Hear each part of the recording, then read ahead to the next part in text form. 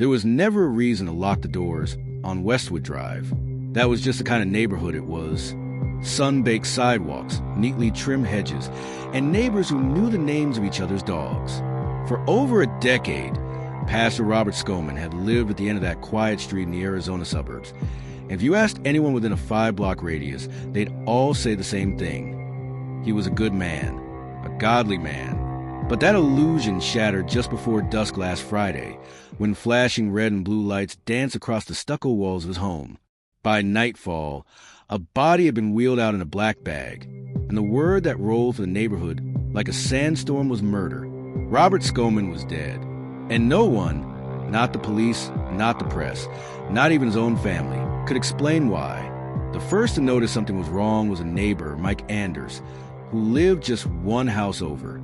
He'd known Robert for 12 years. They'd talked over backyard fences, swapped tools, and watched each other's homes during vacations. That morning, Mike had waved him as usual as Robert pulled his truck into the driveway, one of the many custom pickups he'd been working on. Then silence. All day. By evening, the police had sealed off the block with yellow tape. Mike stood in his driveway, watching the scene unfold with unease in his chest. "I mean, we locked our doors last night," he told a local reporter the next day. "It's just something we're not used to doing. Until we know what's going on, we don't know if it was a family member, or we don't know who could do this to him." Behind those words lingered the deeper fear no one wanted to say aloud. Could someone that kind, that spiritual, have had enemies? Pastor Robert Skoman wasn't just a man of God. He lived his faith, or so it seemed. He wasn't flashy. No gold watches, no megachurch podiums. Just a modest house, a quiet congregation, and a soft-spoken way of weaving scripture into everyday life. To his followers, he was a man of integrity. Former congregation member Zane Sharp described hearing of Robert's death like getting hit in the chest.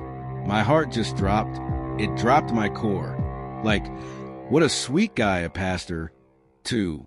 Everyone holds pastors in high esteem, but this guy truly lived what he spoke. The sentiment was shared by many. His son, Randall, released a statement that read like something from a eulogy already prepared. "Our dad had such a positive impact on people everywhere he went.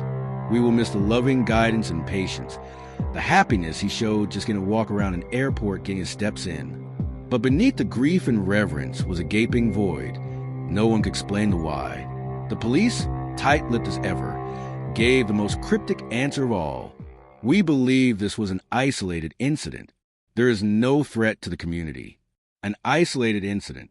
The kind of phrase that sounds like comfort, but means we're not telling you everything. The next few days rippled with paranoia. Church members held candlelight vigils. Neighbors walked each other to their cars. The local news looped the same photo of Robert smiling beneath an American flag. But behind the scenes, investigators were working quietly, methodically, and with growing discomfort because the story they were piecing together didn't match the pastor's pristine image. First came the discovery of inconsistencies in his travel records. A pastor's conference in Colorado that never happened. A canceled hotel reservation in New Mexico booked under a woman's name. Then came whispers from within the congregation. Anonymous emails sent to reporters hinting at inappropriate counseling sessions and late-night visits between the pastor and certain church members, always under the guise of prayer. One line from an unsigned message stood out. He wore the cloth, but he used it as a mask. Still, rumors weren't evidence. And Robert's past remained clean.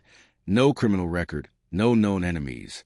That is, until the police dug deeper into his family. Robert Skoman had 2 adult children. His daughter lived out of state. His son, Randall, lived just 20 minutes away, but hadn't seen his father in over a year. That detail alone wouldn't have raised eyebrows, except for what came next. Randall's phone record showed a flurry of calls made to his father the week of the murder. None answered, none returned. When investigators arrived at Randall's house to ask about the nature of their relationship, what they got wasn't grief, but guarded hostility. "We had our issues," he admitted. "That's all I'll say." And then he added, almost as an afterthought, "You people think pastors are saints. You don't know what it's like growing up with one." The deeper the detectives dug, the more the image of Pastor Skoman began to warp. Behind the warm smiles and Sunday sermons was a man known to wield scripture like a blade. Former church members began to emerge.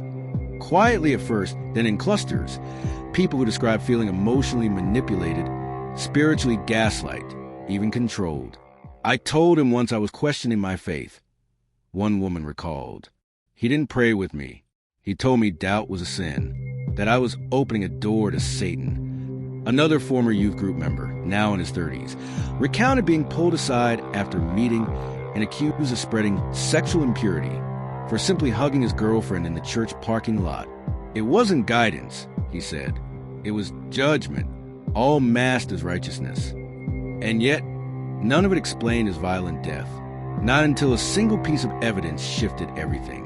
Security camera footage, grainy and dark, captured a figure approaching Robert's front door the night of the murder.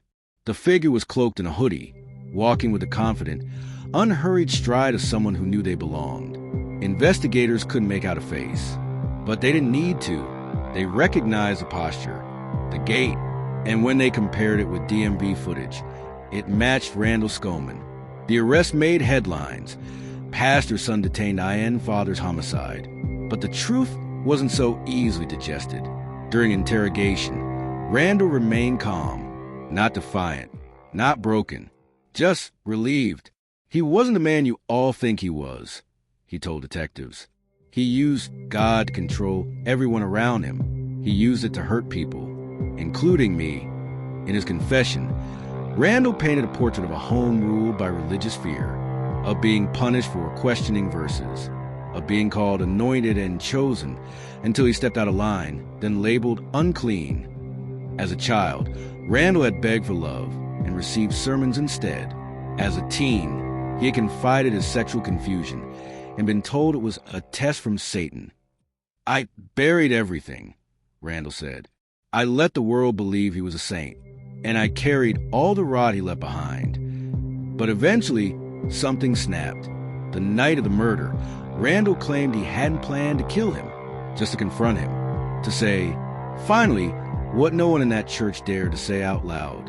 "I told him I wasn't afraid of his God anymore, that he didn't get to hold salvation over me like a leash." And he laughed. That laugh, Randall said, was the last straw. The trial is still pending. Prosecutors are weighing murder charges. The defense may argue emotional abuse or diminished capacity. But in the eyes of the community, the damage is already done. Because whether or not Randall is found guilty, the truth has cracked the facade. Robert Skoman may have been a pastor, but he was also a man, a father, a flawed, controlling presence cloaked in sanctity. And for many in his orbit, that false holiness did more harm than good. The church where he once preached sits mostly empty now. A few faithful gather, eyes cautious, hearts fractured. They light candles for his soul, unsure if they're praying for a martyr or a man whose sins finally caught up to him. And across town, a family mourns, not just a loss of father, but the loss of illusion. Because when someone builds a life on sacred words, every lie they tell becomes a kind of blasphemy. And when that person falls, they don't just take themselves down, they take faith with them. In the end, Pastor Skoman's story isn't just about murder. It's about masks, about the cost of unquestioned reverence, about what happens when religion becomes a shield for power instead of a path to peace. And in the silence left behind, one truth remains. Even the most sacred can bleed.